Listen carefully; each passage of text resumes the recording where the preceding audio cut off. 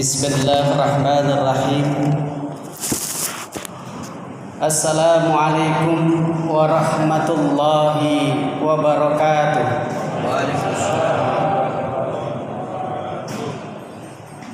Alhamdulillahilladzi ja'ala ramadhana sahru siyami lil mu'minin. Asyhadu an la ilaha illallahul malikul haqqul mubin. Wa asyhadu anna Muhammadan abduhu wa rasuluhu shadiqul wa'dul amin. Allahumma salli wa sallim wa barik ala sayyidina Muhammadin wa ala alihi wa sahbihi rasulillahi ajma'in. Amma ba'du.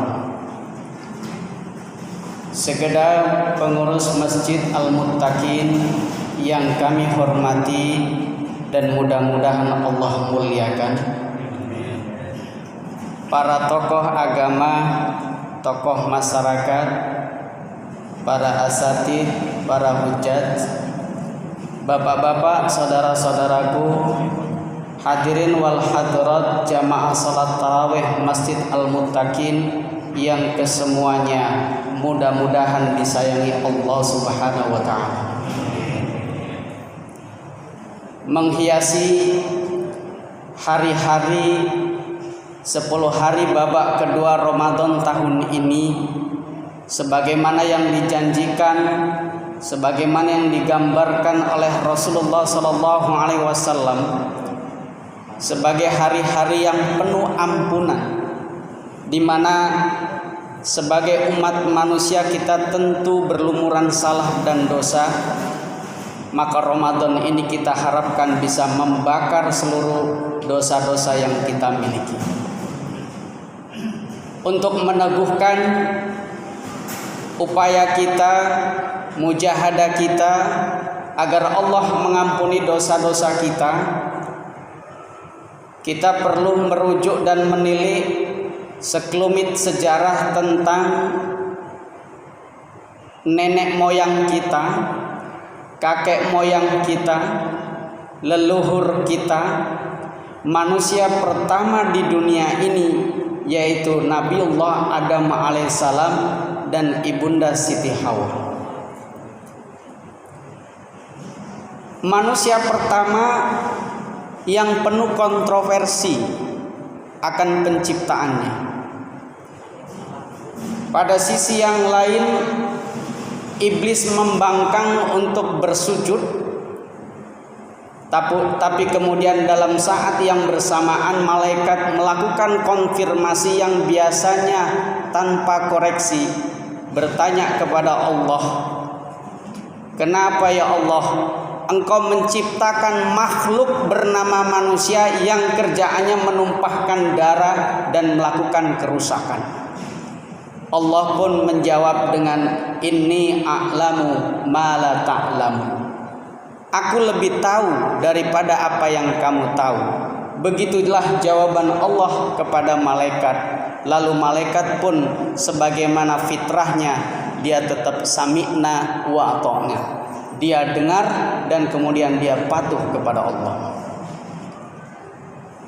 Kemudian yang paling menegangkan dalam sejarah adalah ketika kakek kita bersama ibunda kita Siti Hawa masuk di dalam surga, bebas menikmati kebahagiaan kenikmatan di surga. Hanya satu hal saja yang kemudian menjadi warning dari Allah Subhanahu wa ta'ala, untuk tidak mendekati yang namanya buah khuldi.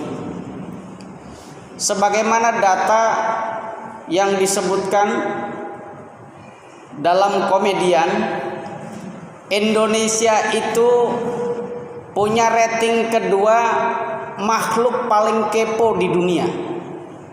Ternyata itu juga dialami lebih awal oleh Nabi Adam alaihissalam. Dikatakan jangan dekati yang namanya buah khuldi, tapi justru karena kepo rasa ingin tahu tadi, justru dia curiga dan justru dia bertanya-tanya, kenapa dilarang untuk mendekati buah khuldi, apalagi memakan. Disitulah kemudian iblis memberikan godaan yang begitu hebat Wahai Adam, kamu bisa saja senang-senang bahagia di surga bersama istrimu Siti Hawa. Tetapi kenapa Allah itu melarang kamu untuk mendekati buah khuldi? Lalu kemudian Nabi Adam tidak sejauh itu mengkritisi, dia kemudian heran.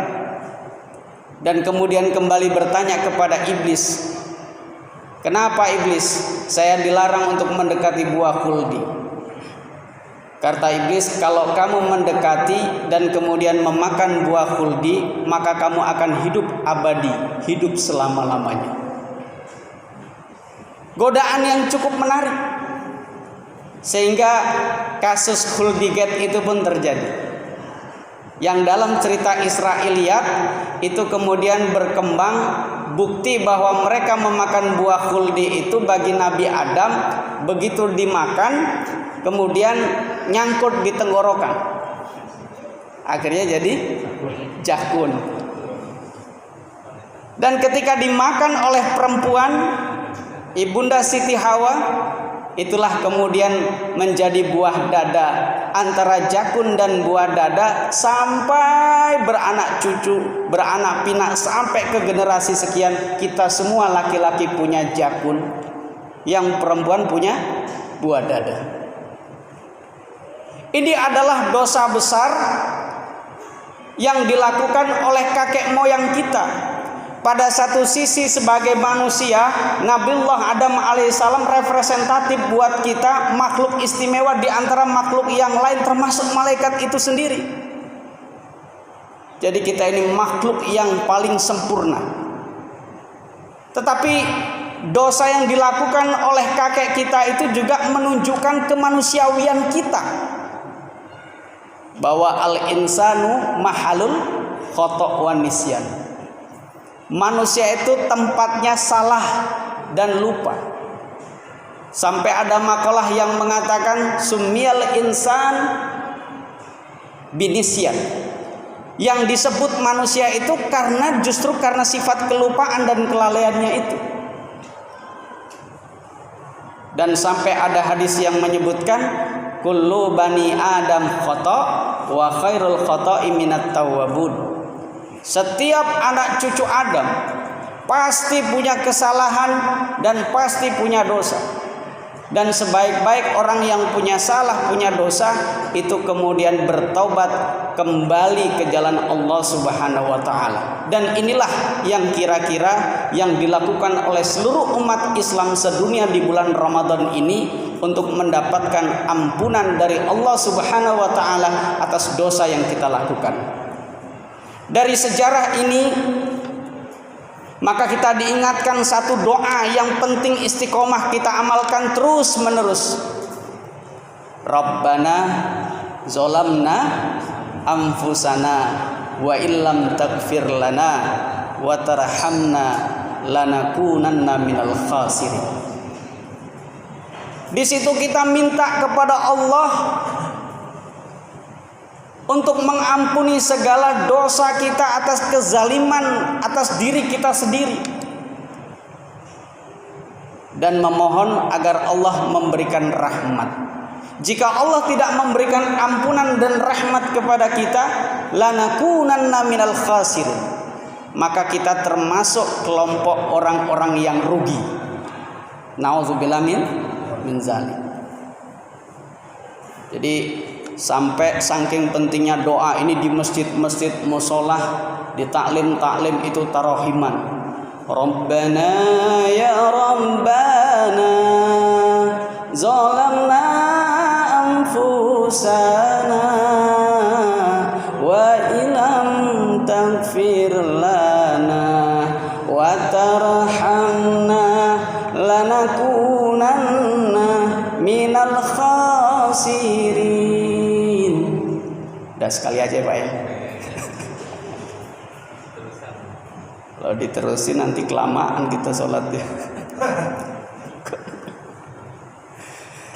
Jadi doa ini mengingatkan bahwa kakek kita dulu pernah berdosa. Maka wajar kita sebagai anak cucu dari generasi yang kesekian, bahkan kita nggak hafal kita level generasi yang keberapa, itu juga kita punya salah dan dosa. Jadi jangan berkecil hati kalau kita punya salah dan dosa. Bahkan di dalam kitab Matan Tankihul Qaul Imam As-Suyuti dikatakan, ada hadis yang menjelaskan seandainya 70 kali dalam satu hari kita melakukan dosa, dengan istighfar memohon ampun kepada Allah, Allah masih membuka pintu maafnya. Subhanallah. 70 kali, Pak. Bukan 7 kali, 70 kali. Dosa yang mana? Dosa yang menurut ilmu Hujjatul Islam Al-Imamul Ghazali terletak kepada 2 kelompok yang besar, yaitu dosa lahiriah dan dosa batiniah. Apa itu dosa lahiriah? Dosa yang dilahirkan dari seluruh keburukan organ tubuh kita.